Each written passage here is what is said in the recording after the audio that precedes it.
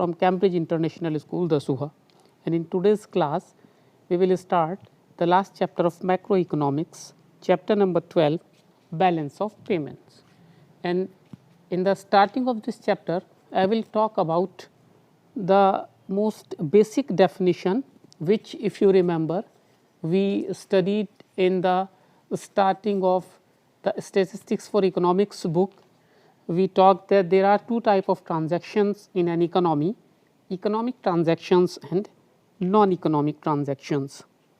So, at that point of time we talked that all those transactions which involve money are economic transactions, but that was a very concise type of definition. Still that holds that whatever involves money is an economic transaction, but the exact definition of economic transaction is means it is that transaction which involves transfer of the title or ownership of goods, services, money and assets. For example, you are buying a pen. So, the ownership of pen is changing. Why? Because you are paying, money is involved and the shopkeeper is giving you a pen. So, the ownership of that pen, of that good has changed. Similarly, you are buying a property. So, the title of that property will change. The title now will be in your name, whereas earlier it was in the name of the person from which you have bought that property. So, all those transactions which involve money basically involve changing of titleship or ownership, because of money you are giving or you are receiving money, and in exchange of that money or payment you are changing the title or ownership of a good, a service, or for example money or asset. So, this is basically the meaning of economic transaction, in which the ownership or title changes because of involvement of money. And all these transactions can be classified generally into 4 categories as visible items, which we generally say good, or tangible items. These are also known as tangible items, which we can see or touch. Then invisible items or services, or intangible items. This is just the nomenclature. Different writers write different things in a different manner. So, basically visible items are goods, which we generally say goods, then invisible items or services. Third is unilateral transfer, means one sided payments, and fourth is capital transactions, all those transactions in which money change hand because of change in assets, means which affect the asset or liability of a person or anyone, that is capital transactions. So, economic transactions which leads to change in title or ownership, and these economic transactions can further be classified or categorized into visible goods, visible items, invisible items, unilateral transfers and capital transactions. So, this is all about economic transactions. We all know that we live in a globalized world. There is not even a single country which can survive on its own, whether it is Bangladesh or Kenya or America or Canada. Means the country is small or big, does not matter, no country can survive on its own. It depends on other countries to fulfill the demand of its people and its government, and all these leads to trades which happen day in day out. Millions and millions of transactions happen at private level, at official level, into millions and millions of goods and services, and all these transaction results in payments. Means if you are doing a transaction, economic transaction, as we just discussed, then there is definitely a payment which is being received or which is being made. So, what is balance of payment? It generally refers to the financial statement just like a balance sheet of a company. It is, we can say, just for the sake of understanding, balance sheet of a government. So, it is a financial statement which shows the value of goods and services and other kind of transfers between the residents of a country and rest of the world.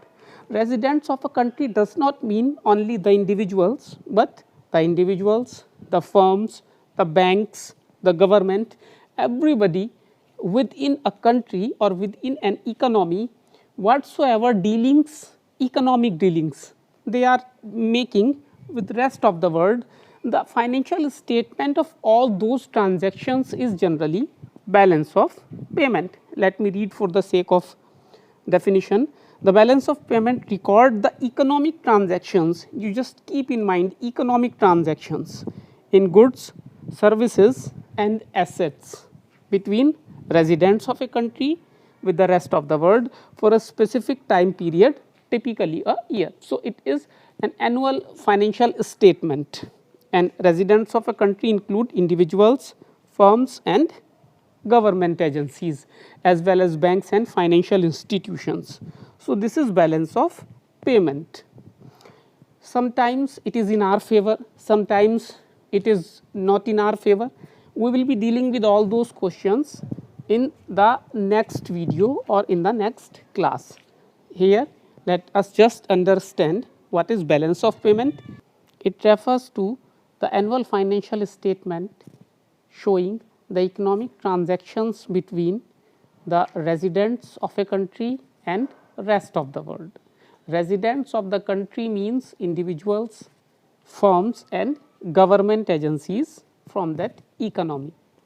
And one more thing which we need to remember, all these economic transactions will come under any of the 4 previously studied categories. Means these economic transactions from BOP will include or will come under goods, services, unilateral transfers or capital transactions. So, we can say that BOP is equals to dealings in goods plus dealings in services plus dealings in unilateral transfers plus dealings in capital transactions. So, BOP is a broad perspective under which all these 4 categories will come. Now, how does the government structures this BOP account? So, while structuring or while making this BOP account, government follows double entry bookkeeping, and as we all know that in double entry bookkeeping both sides are always equal in the end. So, similarly the BOP account will always be equal in the end, means the debit values will be equal to credit values. So, BOP is 0, or as we say in economics, BOP balances itself. Balances itself means that the net value of BOP is always 0. How does that happens? What are the procedures which government follow to make that happen? We will be studying in further classes. And one more thing, that whatever comes in, I am talking about the currency or the money, whatever comes in will be recorded with a positive sign, and whatever goes out will be recorded with a minus sign. So, inflows or inflow of the money credit side, outflow of the money debit side, comes in credit, goes out debit. So, this is about structure of the BOP. Now, as we just discussed that under BOP all 4 type of economic transactions exist, but out of these 4, if we only talk about the goods, the visible items, then that is known as balance of trade. So, basically balance of trade is part of balance of payment, or that part of payment, balance of payment, which deals only with goods. So, what is balance of payment? It refers to the difference between the amount of export and import of visible items or goods. So, we can say BOT is equal to exports of goods minus imports of goods. Now, this balance of trade is the biggest contributor to the balance of payment. So it is just like the main heading or the main category of BOP, and because goods are the biggest chunk in import and export of any country. So this BOT may be surplus or may be deficit, that we will talk in next class. Now, as we have discussed in detail what is BOP and what is BOT, let us see that where do they differentiate from each other, and I will just be kind of summarizing these points.